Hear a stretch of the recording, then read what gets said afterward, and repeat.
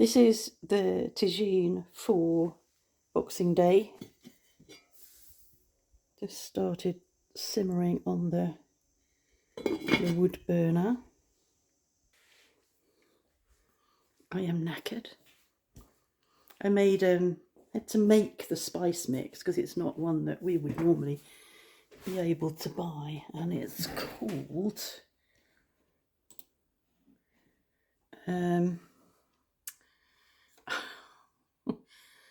it's called not that.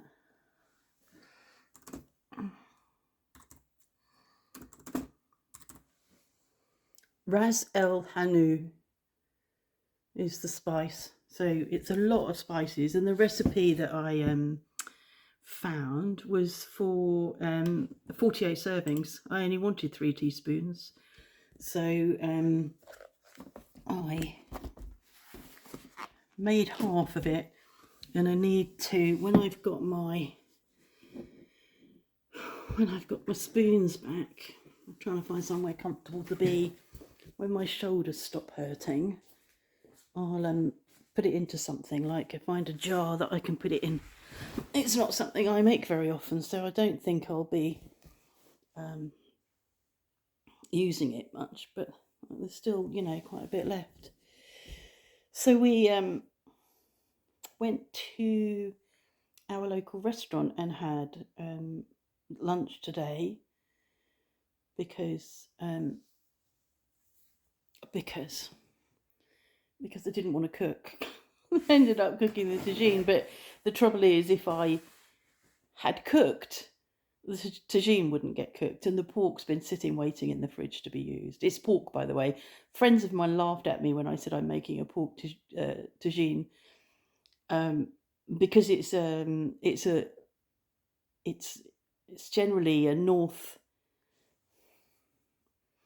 African dish, and generally North Africans are Muslim, and of course they don't eat pork. But pork was what I'd got in the freezer, so I'm using what I've got, and I just thought, oh well. And I found a recipe, and it's got apricots and dates in it, and all that. So I know that there aren't any Muslims coming for dinner on Boxing Day, so whatever. I need to slump. This is what I do when my shoulders are sore. Oh, that's better. Sorry.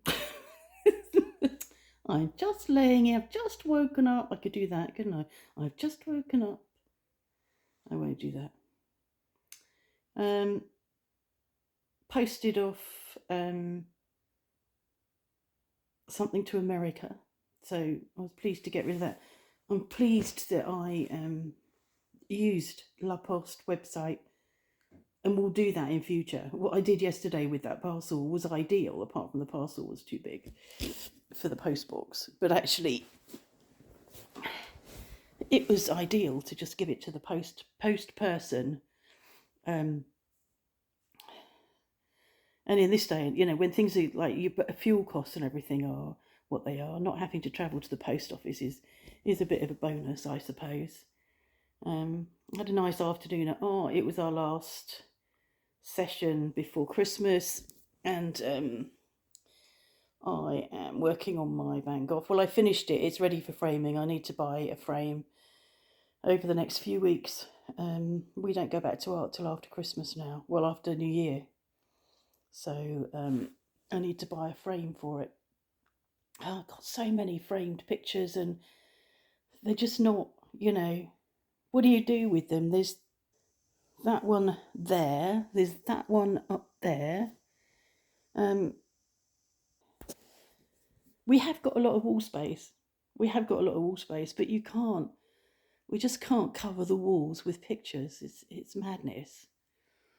So yeah, I don't know what happens. I mean, it's, I've been doing this for years, and I'm not going to stop doing it. So I'm going to gradually build up a backlog, a load of paintings, and eventually there'll be one room just full of paintings. At the moment, they're stacked up. Some of them are stacked standing up on the mezzanine, but which is fine. They'll have to stay there now, because when we have house sitters, both bedrooms will be used. So I had a phone call I left a message for an osteopath in the larger town, and he phoned me at lunchtime just as we were pulling up at the restaurant to give me an appointment. So that's good. He's recommended by my friend Lizzie, and I'm hopeful that he will just do his osteopath job. He is holistic, and I agree with that. I think holistic is important, but I prefer somebody that isn't gonna take their anger out on me. Gosh, she was angry. There's no way, no way that I would go back to her. And I haven't reached that crisis point yet.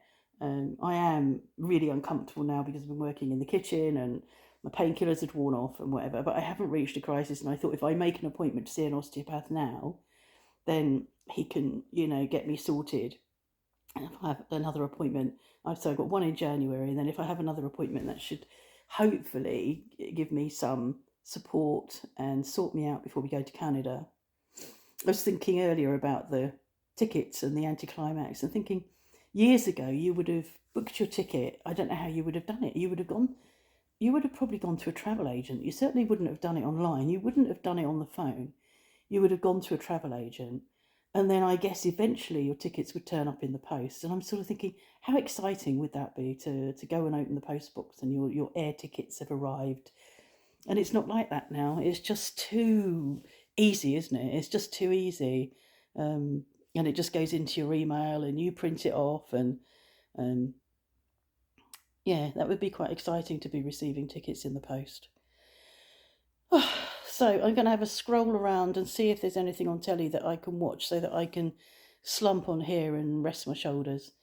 And that's on there for 2 hours. I haven't put the timer on. Doesn't matter. 4 o'clock. I'll remember. And then that's done, and I can freeze it, and then I can just finish it off on Boxing Day. I've got to add what's in it is pork, apricots, dates, the spices, onions, garlic. Chicken stock is meant to be pork stock, but where'd you get pork stock from? I've never bought pork stock. I mean, I know in the UK you can buy proper stock in a, sort of in a plastic sort of bag or container, but actually stock cubes are what I use if it isn't chicken stock that I've made. So anyway, I've put chicken stock in it, tomatoes, tinned tomatoes, and so and then when you come to be cooking it on the day, you add some couscous to it and chickpeas, and do another half an hour of that, and then finish it off with some torn mint leaves. Well, on Boxing Day, there's not going to be any mint leaves growing in the garden, not with the weather the way we've got it now. It's so cold. So yeah, once it's cooked, I can freeze it, and then I don't have to. So Christmas Day meal is really easy, and then Boxing Day meal is really easy. So I'm quite pleased about that. So that's that. Okay. Yeah. See you next time.